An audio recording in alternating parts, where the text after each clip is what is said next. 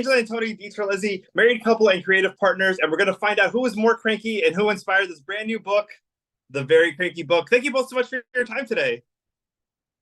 Thanks for having us. First picture book collab. Tell us how this project came along. Oh goodness. We've been together for 30 years, and yes, this is our first official picture book collaboration together.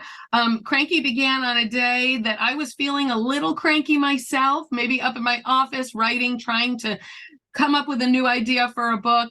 I think I have watched too many Pixar movies, and maybe I was thinking about toys that have feelings and fish that have feelings and cars that have feelings and feelings that have feelings. And I looked over at the bookshelf and I thought to myself, do books have feelings? And what happens if they don't want to be read? And so A Very Cranky Book was born.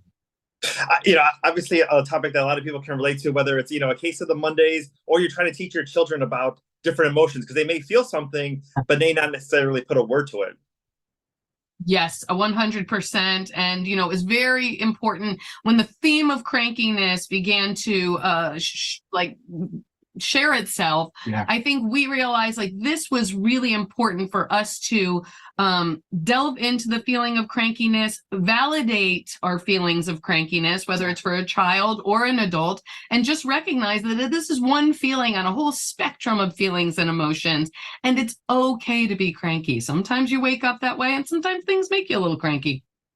Yeah, and I think too the conclusion of the characters that care for Cranky, his friends, that's no different than an adult or a parent that might be in a child's life that's like, you're allowed to feel this way and we still love you afterwards. It's okay. You can work through it and we'll be there on the other side.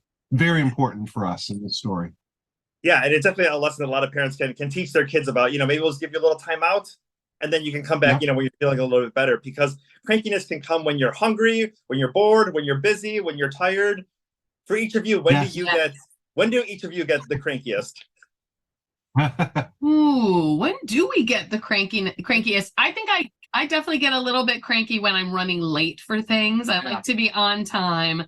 And when I'm running late, all of a sudden I feel like, oh my gosh, I've got to be there. I should be there. I should already be there now. And then that can turn into cranky town. What about for you? I get notoriously hangry. That's totally me. Like if I just don't have my lunch, I'll be like, he's like a gremlin. Yeah. Yeah. Just don't feed him after midnight. Just don't feed me after midnight. No, it's no good for my blood. Yeah. Yeah. And I know, for me, I get cranky. I have my shortcuts when I need to get to a destination. And when those shortcuts are busy, that's when I'm like, come on, I'm supposed to be 10 minutes, not 30 minutes on this shortcut. So I know that's my button issue. Yeah. Yeah, and that's really important because I think, so we're going to be starting events. I'll be going into schools and libraries and bookstores and talking with kids. And those are the kind of conversations that I want to have is what makes you feel cranky? What makes you feel better when you're feeling cranky? What do you think is making cranky feel cranky? Yeah. And really just delving into processing those emotions and feelings, but wrapped up in this funny story. Yeah. Tony, let's talk a little bit about the cover. This picture, this face, is it inspired by you, by somebody, something that you wish is what is the crankiest face? Yeah, I think definitely. I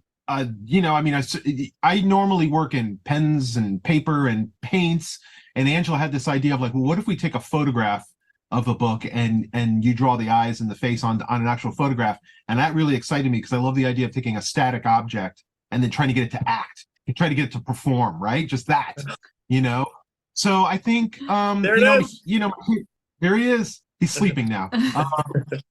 I'm a kid who grew up in the 70s and 80s. I'm a huge fan of Jim Henson and the Muppets. I think there's definitely some hairy monster or Oscar the Grouch comes to mind when I was thinking of him and those kind of big eyebrows.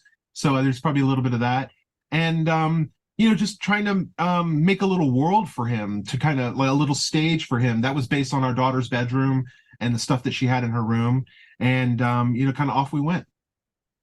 So on a weird tangent was, I always like to look up different YouTube videos of anyone I'm going to interview just to see maybe something I might have missed or a unique thing. But when I typed in Angela and Tony, I got a bunch of clips from Who's the Boss, the 80s TV show. Come on, really? Do we have to ask who the boss is? We know who the boss is, Rudy. Yeah. Has that ever been a Halloween Angela. costume with the two of you? No, we've never done that. No, we haven't. We often do quote it. I feel like when we introduce ourselves to people, I'll say, "Oh, we're Angela and Tony," just like who's the boss, depending on their age. Sometimes they just scratch their heads, a little confused.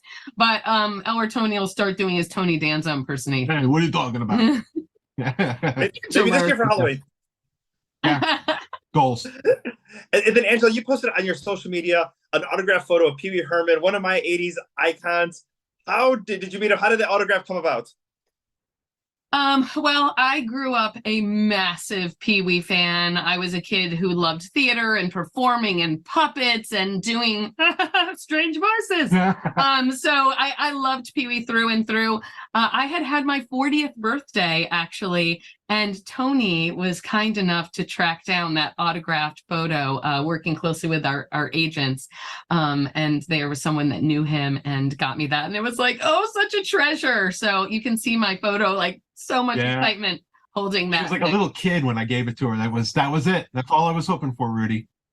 That was awesome. Well, thank you both so much for your time today. Again, A Very Cranky Book in stores now. And thank you so much for your time today. Thank you so Rudy. much, Rudy. Take care.